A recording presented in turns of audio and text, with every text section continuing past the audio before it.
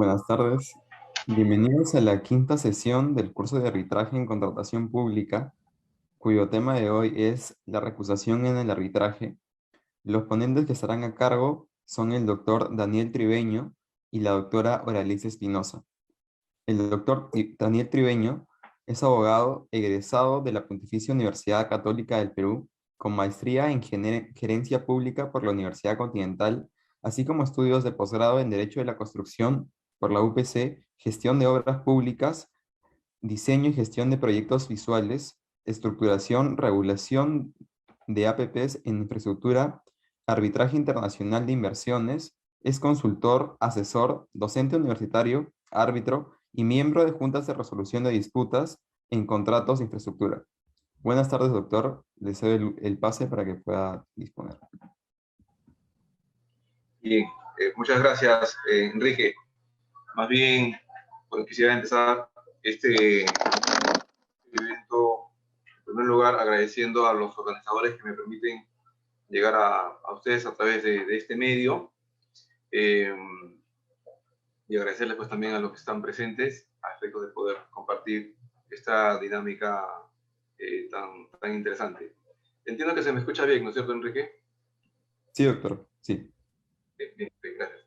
Bien, a ver, digamos, el día de hoy está programado revisar en estos minutos lo que concierne a la recusación del arbitraje, ¿ya? La recusación en el arbitraje.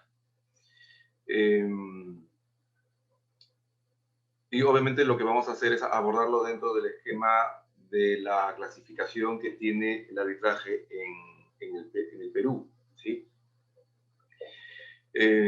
Para decirlo en términos sencillos, la recusación en términos claros implica el cuestionamiento de la independencia e imparcialidad del árbitro, ¿sí? La independencia e imparcialidad del árbitro, en la medida que el árbitro es el profesional responsable para resolver una controversia sometida a su consideración por la confianza depositada por ambas partes, ¿sí?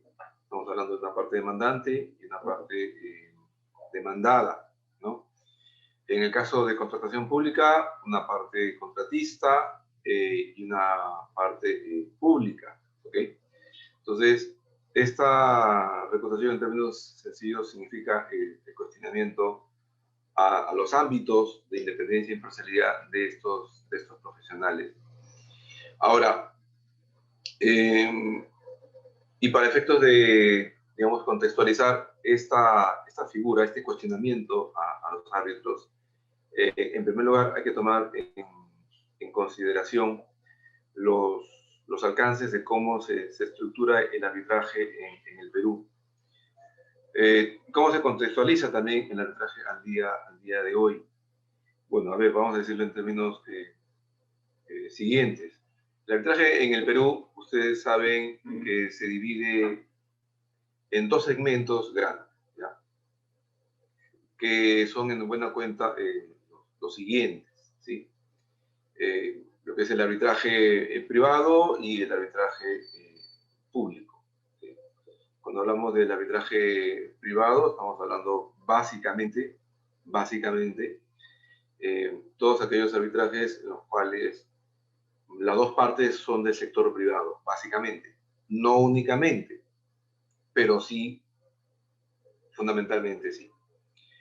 ¿Pueden haber arbitrajes privados en los que intervenga una dependencia pública? Claro que sí.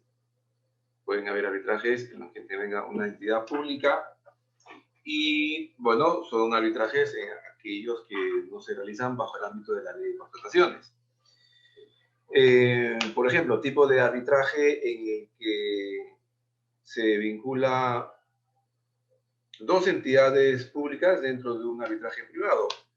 Son aquellos arbitrajes que devienen de la ejecución de convenios de cooperación interinstitucional, ¿sí? Entonces, hay dos entidades que acuerdan a través de un convenio de cooperación de esta naturaleza determinadas actividades y la forma como pactan para resolver sus controversias es a través del arbitraje, ¿ok? Entonces, pueden haber arbitrajes privados con una entidad pública y un contratista y una empresa del sector privado, pues claro que sí, no hay ningún problema, siempre y cuando esté fuera del ámbito de la ley de contratación. Ejemplo, todos los arbitrajes que derivan de, de convenios de cooperación financiera, ¿no?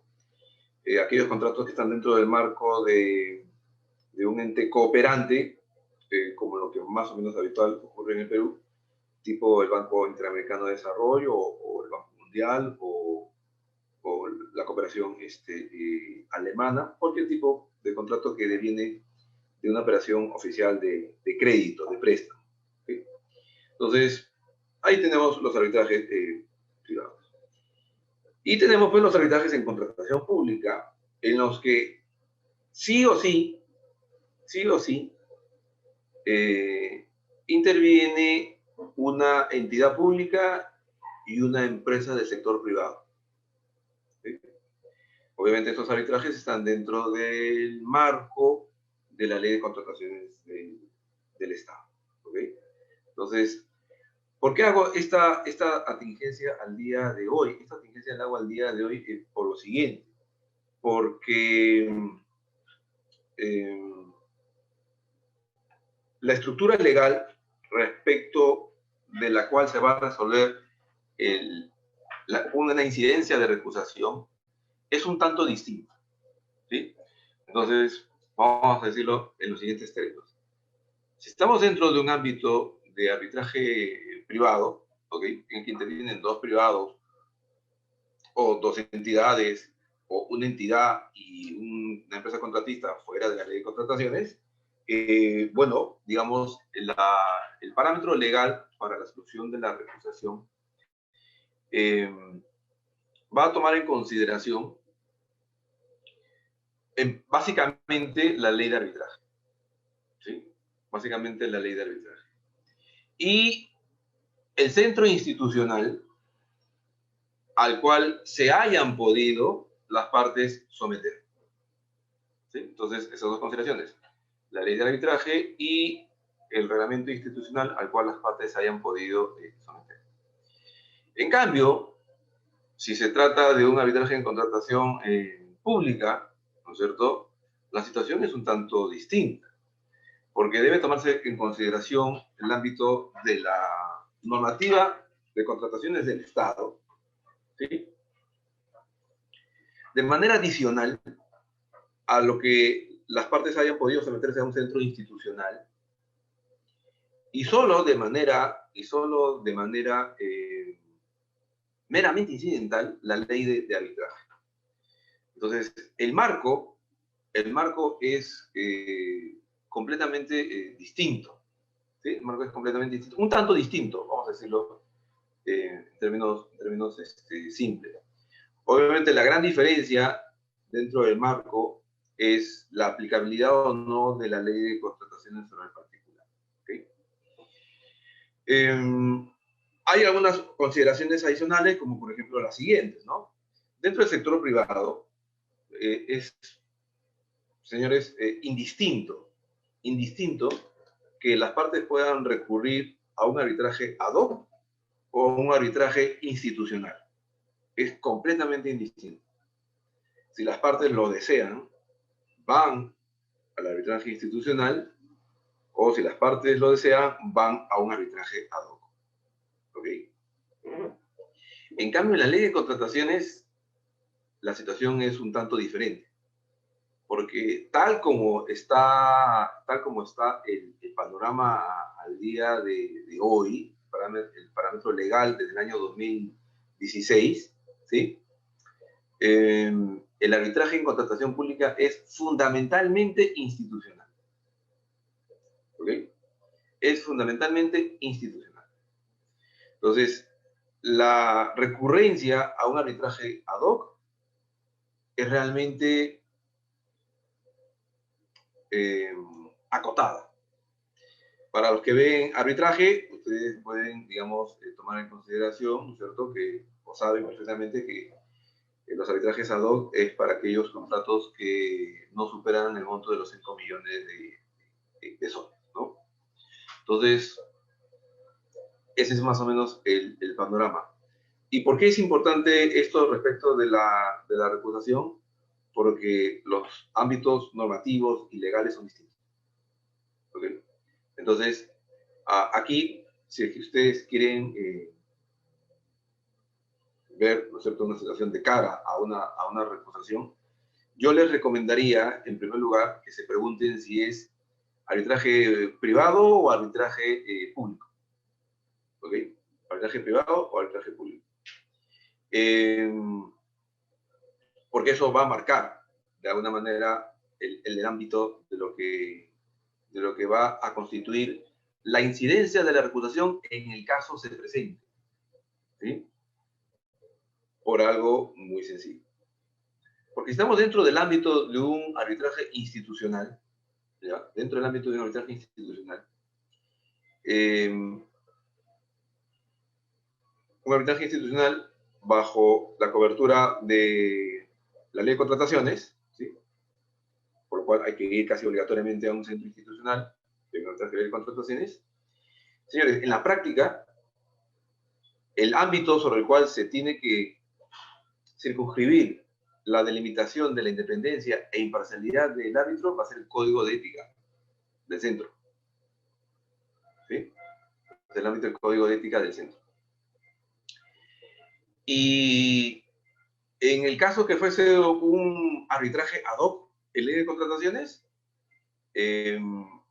o que el centro al cual se hayan sometido las partes no tengan código de ética, va a ser el código de ética que figura en la ley de contrataciones, que está en el reglamento de la ley de contrataciones, ¿no? Entonces, ahí tienen ustedes esta referencia normativa que es bastante importante. Son parte de las coordenadas normativas que toman en consideración cuando se aboca a un tema de recusación, vale decir, al cuestionamiento a la independencia e imparcialidad del árbitro. En cambio, cuando estamos en un arbitraje privado, bueno, la recurrencia al código de ética de la ley de contrataciones no es necesaria. Solamente habrá que tomar en consideración, ¿no es cierto?, el código de ética del centro, ¿sí? Y someterse a las condiciones, ¿no es cierto?, sobre las cuales el arbitraje se va a desenvolver. Entonces, en primer lugar, quería hacer esta referencia porque, según la coordenada, arbitraje público o arbitraje privado, ¿no es cierto?,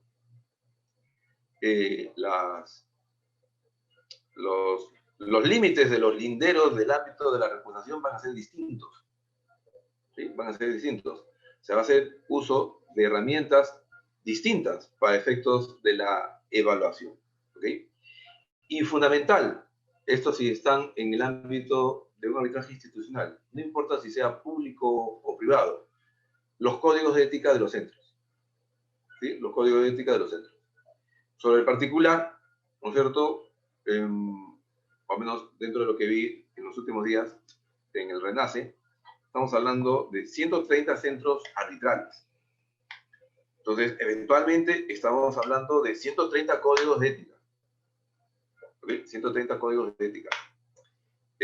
Y no todos los códigos de ética, señores, son iguales. Son completamente distintos. ¿Sí? Algunos difieren en mucho. ¿Okay? Entonces, vamos a poner un ejemplo. ¿Ya? En caso de la recusación, ¿no es cierto?, hay un cuestionamiento de la independencia e imparcialidad, ¿no es cierto?, o cualquier motivo que pueda dar lugar a dudas respecto de esa independencia e imparcialidad. ¿Okay? Y uno de los aspectos sobre los cuales se pone en duda el ámbito de la independencia e imparcialidad de los ámbitos es respecto de lo que revela o no revela. ¿Sí? Cuando es designado. ¿Ok? Vamos a ver ahorita el tema de la revelación. Pero, por ejemplo, a ver, en algunos centros, el parámetro de tiempo, para algunos centros institucionales, y con lo cual en su código de ética, ¿no?, el ámbito de revelación temporal hacia atrás es 3 años. ¿Sí? Es 3 años.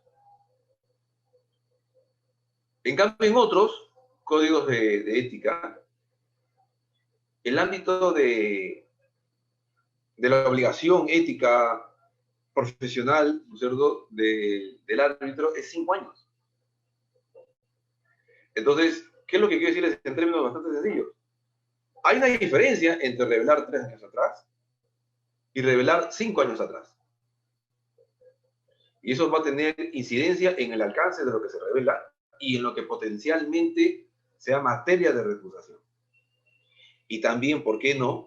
¿No es cierto?, respecto de lo que se vaya a resolver sobre la recusación que se presenta, ¿no?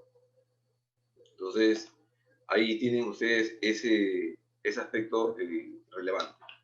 Otro punto, ¿no?, como ejemplo, para que ustedes tomen como relevancia el tema de los códigos de ética respecto a la valoración o evaluación de una recusación propiamente dicha. Está el aspecto, por ejemplo, de la clase de relaciones respecto de las partes que se presentan, ¿no? Por ejemplo, hay algunos códigos de ética de centro que requieren que el árbitro revele, ¿sí?, que requieren que el árbitro revele las relaciones profesionales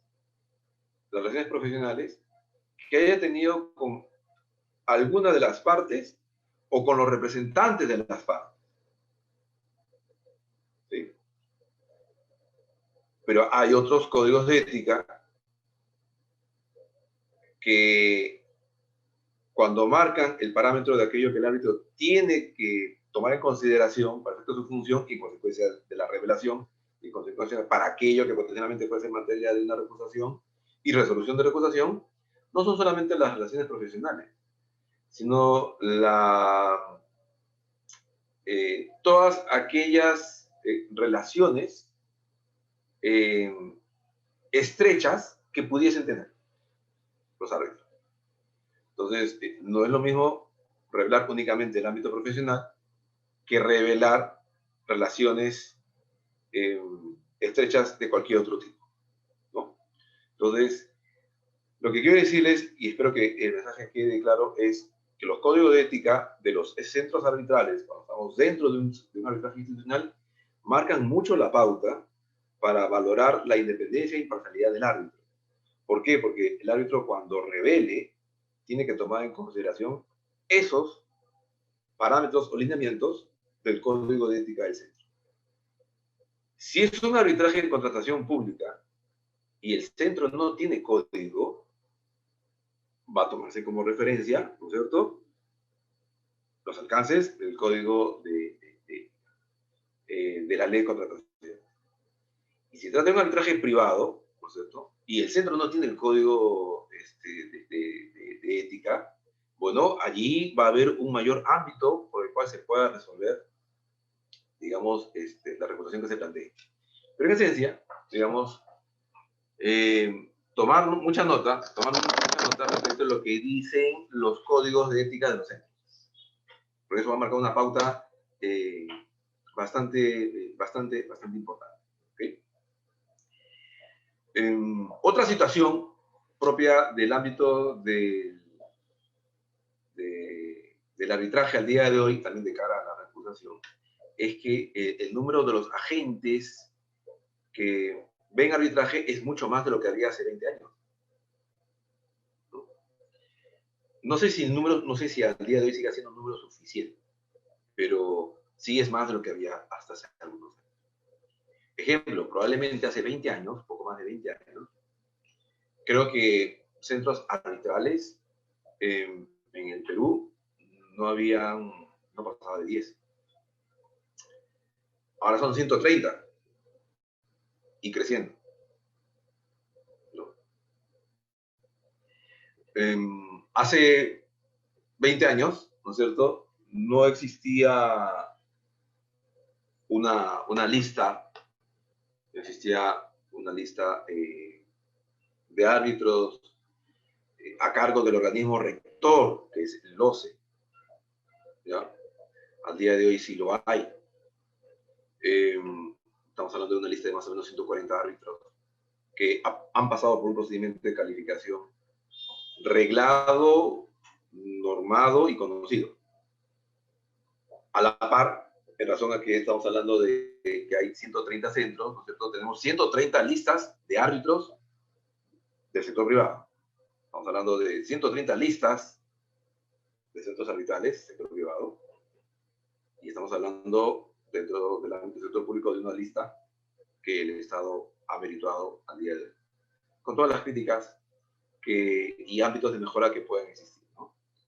Entonces, eso también es un número importante. Otra diferencia, ¿no es cierto?, es también que hay más agentes que resuelven temas arbitrales al día de hoy. Hasta hace algunos años, ¿no es cierto?, casi todas las decisiones en materia arbitral recaían en los árbitros. Al día de hoy no. ¿No? Al día de hoy no. Vamos a poner un ejemplo. Dentro de la ley de arbitraje, ¿no es cierto?, que es el ámbito dentro del cual se mueve el arbitraje privado, básicamente. Señores, los árbitros pueden resolver la recusación de un árbitro recusado. Un arbitraje privado, ad hoc, la ley de arbitraje permite que los árbitros resuelvan la recusación del árbitro recusado. Dentro de la ley de contrataciones, en el cual la mayor incidencia, la inmensa incidencia está en arbitrajes institucionales, eso no es posible. Lo que resuelven las recusaciones son los centros o las cortes de arbitraje de los centros. Si estamos hablando de 130 centros arbitrales, estamos hablando de 130 cortes arbitrales.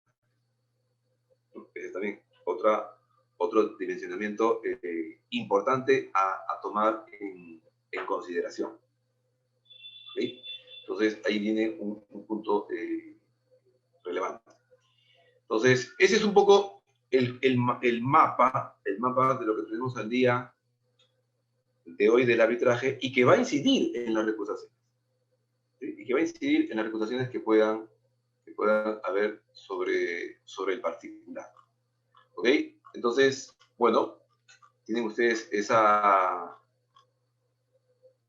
coordenadas que les estaba brindando.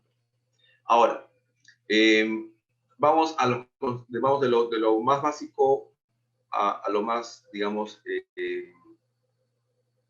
desarrollado que podemos hacer dentro del tiempo asignado, ¿sí? En términos sencillos, cuando hablamos de la recusación, estamos hablando del cuestionamiento a un valor importante en el arbitraje, que es el cuestionamiento del valor confianza. ¿Ya? Ese cuestionamiento del valor confianza, para decirlo en términos muy sencillos. Cuando las partes designan al tribunal, a través de los mecanismos de designación que puedan existir, cualquier mecanismo de designación, así sea incluso el residual. Estamos hablando, señores, del depósito de un valor intangible como la confianza de dos partes en un profesional o en un tribunal colegiado para resolver una controversia. ¿Okay? Entonces, en términos concretos, la recusación implica un cuestionamiento al valor confianza. Y este cuestionamiento al valor confianza, en términos sencillos, va de cara a cuestionar dos aspectos muy relevantes de la función del árbitro, sin perjuicio de otras causales que las vamos a ver ahorita, que son dos valores importantes que debe mantener un árbitro en su función, que es la independencia y la imparcialidad.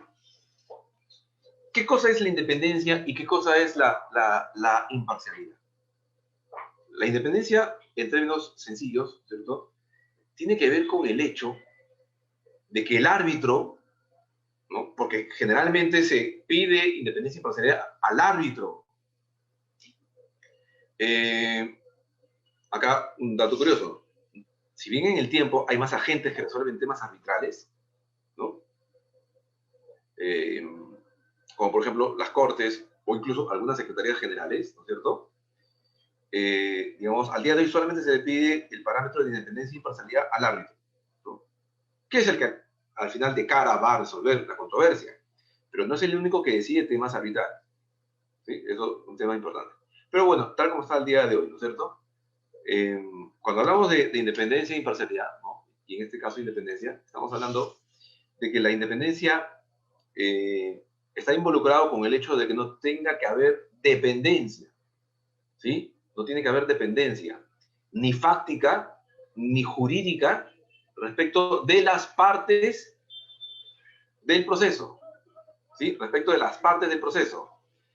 Acá también una atingencia importante, ojo, que va a depender según cada código, ¿ah? Ética, ¿ya? Independencia es no tener dependencia, fáctica ni jurídica, ¿no?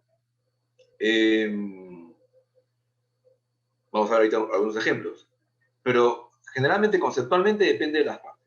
Pero señores, el concepto a la hora de la hora, cuando se tiene que hablar de lo que tiene que ver con la independencia e imparcialidad del árbitro, aterriza, tiene un cable a tierra que es el código de ética. Entonces, vamos a poner un ejemplo más, ¿no es cierto?, de cómo inciden los códigos de ética en este ámbito. Hay códigos de ética que solicitan que el árbitro revele respecto de las partes, únicamente de las partes. Pero hay códigos de ética que cuando te piden la revelación, te piden el ámbito de revelación no solamente respecto de las partes, sino respecto de las empresas del grupo económico. Es también un aspecto relevante a tomar en cuenta, ¿no? Entonces, le doy este tercer ejemplo para que ustedes vean el alcance nuevamente, el alcance esencial que tienen los códigos de ética sobre el particular, sobre todo en arbitrajes institucionales. No importa si públicos o privados, ¿ok? Entonces, ahí tiene ese ejemplo. Pues independencia es no tener dependencia respecto de las partes del arbitraje. Ya hemos dicho ya que las partes del arbitraje va a depender mucho de qué es lo que tiene cada código de ética, ¿no?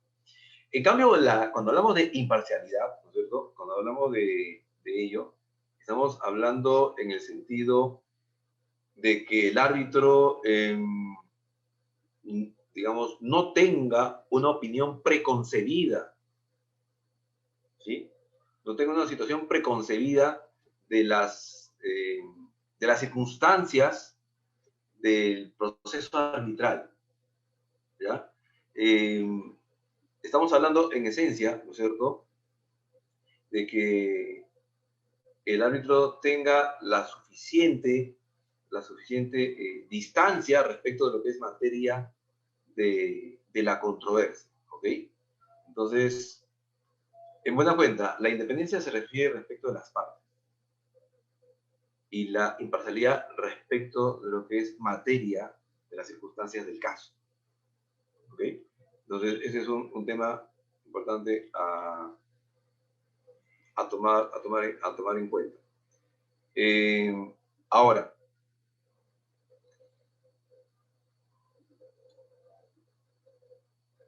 ejemplos en los cuales se afecta la independencia del árbitro, ¿ya?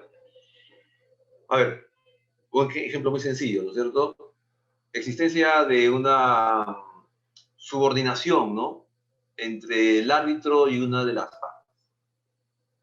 Cualquier tipo de subordinación que sea. Puede ser una subordinación laboral, puede ser una subordinación contractual, ¿no es cierto? Algo que se comenta mucho al día de hoy, si existe independencia arbitral, en el sentido de si hay frecuencia de designaciones o no, ¿okay? Lo que tiene un ámbito muy interesante al día de hoy de lo que se está viendo de manera casuística, porque hay un tema importante que se tiene que considerar. Este ámbito de la recusación, señores, tiene una riqueza casuística enorme, ¿okay? Cuando estamos hablando de la recusación y los cuestionamientos al árbitro, señores, son coordenadas en puntos distantes. Y lo que tenemos dentro es un contenido que es casuístico.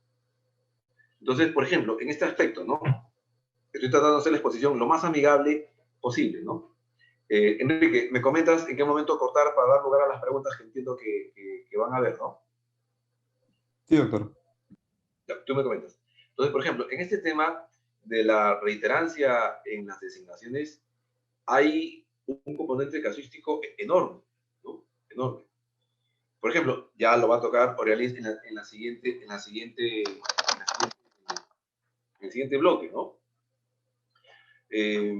La reiterancia es un parámetro que se toma en consideración, ¿no es cierto? No para recusar, sino para revelar en las reglas de la IVA. Pero aquí se toma como la designación literaria como motivo para recusar. Y lo que ha habido últimamente en términos positivos, ¿no es cierto?, es que la reiterancia tiene que ser evaluada, cuando es planteada como recusación, tiene que ser evaluada bajo componentes cualitativos y no cuantitativos. ¿Qué significa cuantitativo? El solo número de las designaciones. ¿Qué significa cualitativo? Ponderar otras circunstancias. ¿Okay? Y ya el OCE ha sido muy claro en varias resoluciones, al decir que la recusación por reiterancia no se puede valorar únicamente sobre lo cuantitativo, sino que se tiene que valorar otras circunstancias cualitativas. Por ejemplo, ¿no? Por ejemplo, sobre el tema de lo cualitativo, ¿no?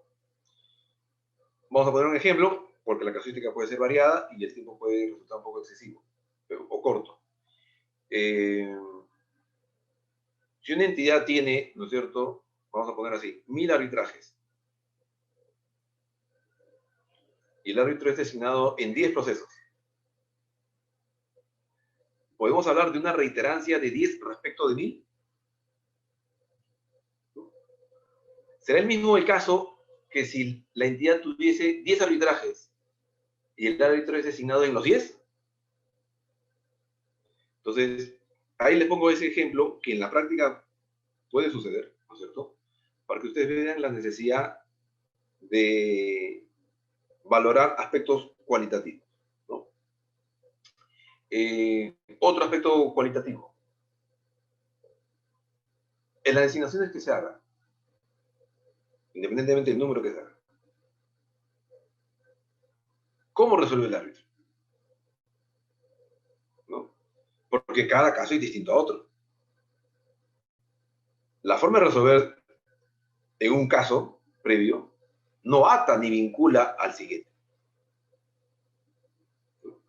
Entonces, ver, por ejemplo, la media de cómo se resuelve, ¿no? Entonces, son valores cualitativos a tomar en cuenta para efecto de la valoración.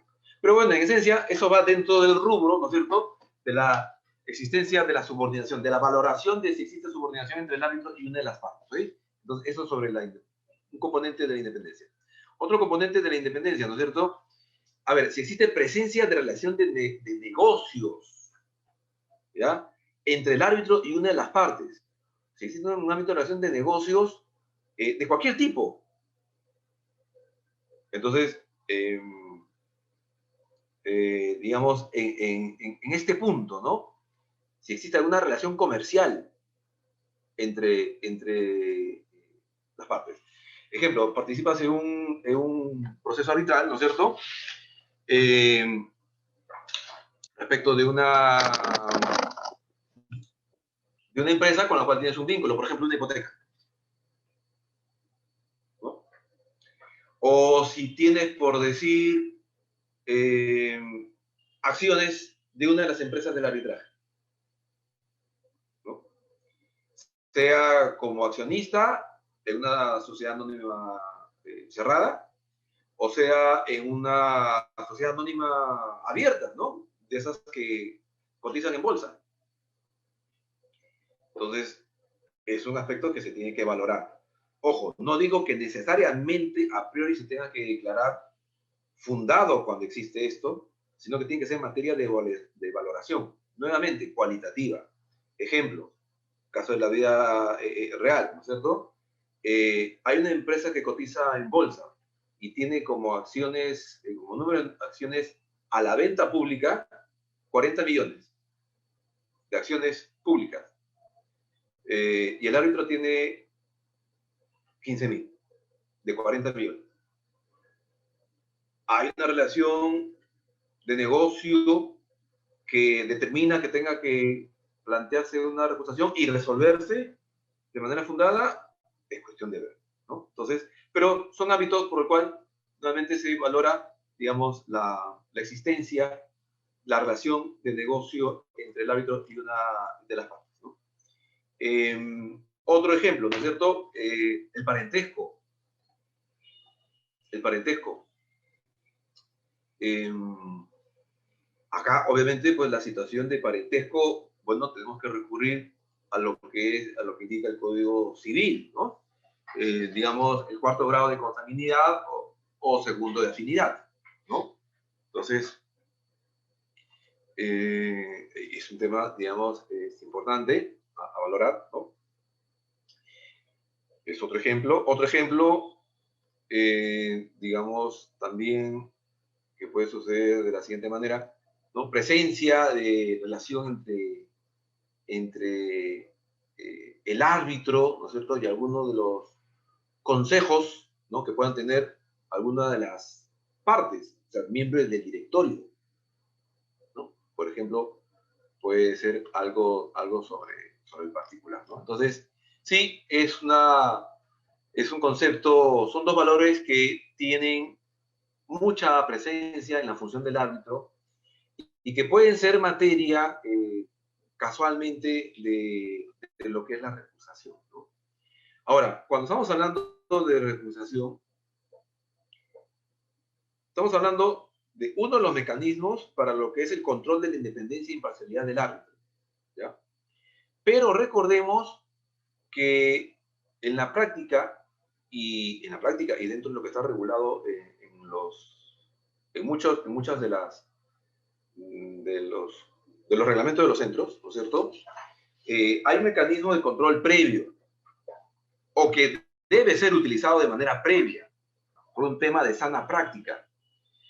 Por ejemplo, digamos, el otro mecanismo previo para el control de la independencia e imparcialidad tiene que ver con la ampliación del deber de revelación, ¿no?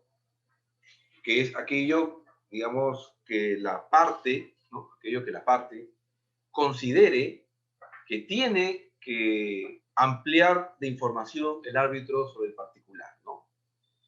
Entonces, no solamente se circunscribe a aquello que el árbitro revela al principio, de acuerdo al código de ética o de acuerdo a los formatos, sino que la independencia e imparcialidad puede ser, el control de estas puede ser ejercida por las partes a través de dos medios, ¿no? A través de la ampliación del deber de revelación o a través de la recusación, que es el mecanismo más serio y severo. Cuando hablamos de la ampliación del deber de revelación, bueno, estamos hablando de cualquier ámbito que las partes consideren que el ámbito tiene que revelar, pero ojo, de cara al conflicto y a las partes, ¿no? De cara al conflicto y las partes. Entonces, ejemplo, si yo declaro, ¿no es cierto?, que he participado de un arbitraje con uno de los abogados de las partes, se entiende, ¿no es cierto?, que las partes pueden solicitar ampliación del deber de revelación preguntando de qué tipo eran los arbitrajes, cuándo empezaron, cuándo terminaron. ¿No? ¿Ok? Eso está dentro de lo que se puede solicitar como revelación porque está vinculado con las partes, sus representantes o la controversia. Pero, por ejemplo, solicitar revelación, ¿no? Indique usted, ¿no es cierto?, si tiene alguna denuncia por maltrato animal. ¿Tiene eso que ver con la controversia o con las partes? No, eso, por ejemplo, digamos, tendrá que verse en el momento concreto, ¿no? Con ocasión de la evaluación de las circunstancias. Pero sí, la independencia y la imparcialidad tienen, en esencia, dos mecanismos de control, que es la ampliación del deber de revelación y la recusación, que como digo, es el mecanismo más severo que puede existir. Bien, entonces, Enrique, no sé si tengo unos minutos más o damos lugar ya a las preguntas del público. Aún le quedan unos minutos, doctor, pero sí, sí, ya podemos pasar a las ¿Dos minutos? preguntas. Ujú, sí, aún tiene unos Ya. minutos. Ok, bueno, yo creo que podemos emplear esos 2 minutos para las preguntas que tenga el público. No sé si haya Sí, ¿Alguna doctor. registrada? Sí, hay una pregunta de José Sánchez Romero, el cual establece, en caso un árbitro declare en conferencias académicas que el Estado es ineficiente, bueno, entre otras acepciones, ¿podría ser pasible de una recusación en un arbitraje en contrataciones del Estado? A ver, ¿dónde está la pregunta? He visto varias intervenciones. ¿Dónde está la Es la pregunta? última, la última. ¿Es la última? Es la A ver, a ver, a ver. última en el Zoom, está la última.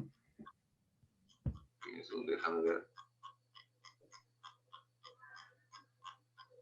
Ya, declare en conferencias académicas que el Estado no. ¿Esa? ¿En caso que Sí, declare que exacto. el Estado no sirve? ¿Eso? En caso declare en una conferencia que el Estado es ineficiente, entre otras excepciones, ¿podría ser pasible una recusación en un arbitraje en caso que la Ah, ok. materia sea de contrataciones del Estado? Ya, ok. A ver, bueno, es una pregunta interesante la que plantea José Antonio. Miren, a ver, eh, eso está vinculado, podría estar vinculado, en mi opinión, siempre en materia de evaluación, señores, porque lo peor que se puede hacer es generalizar o absolutizar, ¿ok? Pero está dentro del ámbito lo que tiene que ver con la imparcialidad, ¿no? Me explico. Si alguien manifiesta, ¿no es cierto?, que el sector privado es, por decir, corrupto, o que el Estado no debe existir, ¿no? ¿Están eso constituyendo conceptos preconcebidos? ¿Sí? No. 50-50. Algunos dirán que sí, algunos dirán que no, ¿cierto? Si es sí, hipotéticamente sí, ¿no es cierto? ¿Eso va a reflejarse en la forma como se resuelve? Sí, no. Entonces, sí, yo creo que es una pregunta que sirve de cara para evaluar eh, la imparcialidad de, del potencial árbitro. Pero ojo, siempre contextualizándolo en las circunstancias del caso, porque definitivamente hay componentes casuísticos en esta materia. Reitero, la riqueza casuística, señores, en materia de recusación es inmensa, pero no por ser inmensa significa que tengamos que estar desprovistos de parámetros o directrices de decisión. ¿Okay? Entonces, pero sí sirve para contextualizar lo que es la imparcialidad del árbitro respecto de las partes y la materia. ¿Okay? Ahora, pero sí, como reitero siempre, la casuística, ¿no? A ver, señores, la casuística es tan variada, para poner en términos tan sencillos, señores, la casuística es tan variada que en la práctica no hay recusaciones por darle la mano a una de las partes, a uno de los representantes de las partes, antes de la audiencia. Han habido recusaciones por el hecho de que han compartido panel en un evento académico, ¿no? Entonces, la riqueza es muy variada, pero no ha habido recusaciones porque el árbitro tenía juicio de alimentos. Entonces, acá la pregunta es, ¿no es cierto? Recuerden que siempre la recusación es el mecanismo de cuestionamiento de la independencia e imparcialidad más severo que existe contra el árbitro, pero siempre tiene que estar circunscrito, señores, a las partes o al objeto de la controversia. ¿Sí? O al objeto de la controversia. Pregunto, ¿es relevante el juicio de alimentos de un árbitro para que sea recusado? ¿Inciden las partes? ¿Inciden la controversia? Sí, no. Dos, ¿es razonable una recusación contra un árbitro por el hecho de que haya compartido panel? Ahí, señores, también tiene que ver mucho la oportunidad y el mecanismo de cuestionamiento que se emplee, ¿ya? O el mecanismo de control de independencia y imparcialidad que se emplea. Hay partes, ¿no es cierto?, que van de frente a la recusación. Cuando, señores, por sana práctica, ¿sí? Por sana práctica, por un tema de consideración y valoración de la confianza, ¿no es cierto? Lo aconsejable es que se pida primero la ampliación del deber de prestación, ¿no? Entonces, siempre es bueno ir de menos a más. Además, por algo muy sencillo, porque no es estratégico, ¿no es cierto?, plantear una recusación eventualmente contra alguien que va a resolver una controversia. No está bien empezar el proceso peleándote contra quien va a resolver la controversia. Entonces, es un poquito también de razonabilidad, es un poquito de tino, es un poquito también, de, por qué no decir, de inteligencia emocional. Y poner también en referencia algo. La recusación, señores, no es un mecanismo de defensa que tenga que plantearse sí o sí. La recusación es un remedio. Y como remedio, ¿no es cierto?, debe ser planteado para cuando se necesite. Ejemplo, ustedes van a tomar un medicamento cuando no lo necesitan, potencialmente puede ser dañino, ¿no es cierto? Pero, ¿sirve para cuando se necesita? Claro que sí. Pero, como digo, es importante ese tema de valoración de la oportunidad y del hecho de determinar cuál es el mecanismo de control de independencia e imparcialidad que se vaya a aplicar, ¿no? Primero la ampliación de revelación y segundo, pues la recusación. Y también, bueno, último, ¿no es cierto?, poner en consideración que es un remedio del cual no tiene que abusarse, porque como todo remedio, se aplica de manera dosificada. Entonces, 3 recusaciones, 4 recusaciones, 5 recusaciones en un proceso arbitral, señores, pone de manifiesto el uso excesivo de una herramienta de remedio, desvirtuándose el fondo del arbitraje. ¿Ok? Entonces, ese es un tema importante. Y lo digo esto porque, por ejemplo, las últimas modificaciones de la ley de contrataciones, y con esto creo que ya voy terminando para no quitarle pase a la doctora Espinosa Enrique, entiendo, permite, señores, que hayan hasta 6 recusaciones fundadas. O mejor dicho, hasta 6 recusaciones. Recién, si después de 3 recusaciones declaradas infundadas por parte, recién se pone un coto a la posibilidad de recusar. Y como ustedes comprenderán, ¿no es cierto?, 6 recusaciones infundadas, 3 por parte, es un límite demasiado alto para poner un remedio o para poner un control al abuso de un remedio, ¿no? Entonces, esa es una situación bastante importante que considerar.